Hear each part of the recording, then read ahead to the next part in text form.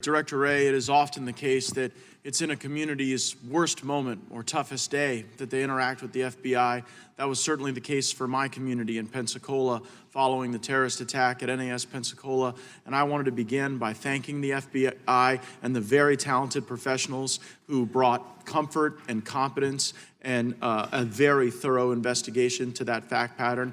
I am confident, based on the work of the FBI in concert with the Department of Defense and the Department of Homeland Security, that on a going forward basis, we'll be able to work with our allies more closely so that there is ongoing, robust review of communications and social media content. I know that investigation is concluded with the press conference that Attorney General Barr had, but I wanted to give you the opportunity to reflect on any lessons learned and any strategies that we might use to ensure that our military communities are safe as we host some of our foreign partners.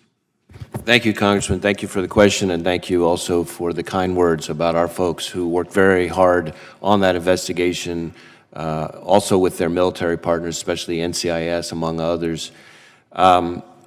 Certainly, that tragic event highlighted a number of things. One, the importance of making sure that we get adequate information from our foreign partners and that they do the diligence that often they're in the best position to do on the people before they come our way.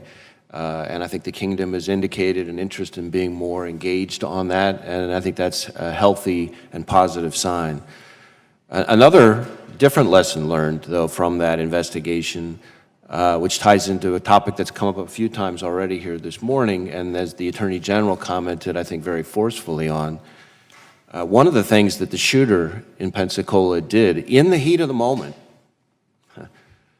while people were coming at him and he was coming at them, took the time to shoot one of his own phones to destroy it so that presumably we, law enforcement, wouldn't have access to what's in it.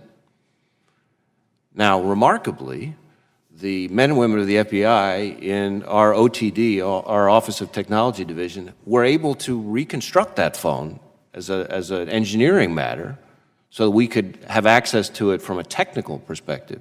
But because of the way the encryption is on the phone, we don't have meaningful access to the content of that phone. So whatever it is he was trying to prevent us all from seeing, we don't know. And we're currently engaged with Apple, hoping to try to see if we can get better help from them to try to get access to the contents of that phone. But it illustrates why this lawful access issue is such an important one. But I appreciate the question.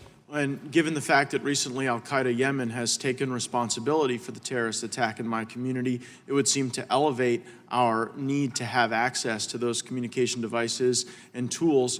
Apple responds that the government should not be forced to compel them to make a key for a lock that exists. Do you believe that there's meaningful legislation that the Congress should consider so that technology partners have a yellow brick road to work with the government so as to not put burdens on them that could be used by our adversaries, but that in fact could help the FBI with these important investigations that involve these complex issues of international criminal and terrorist organizations?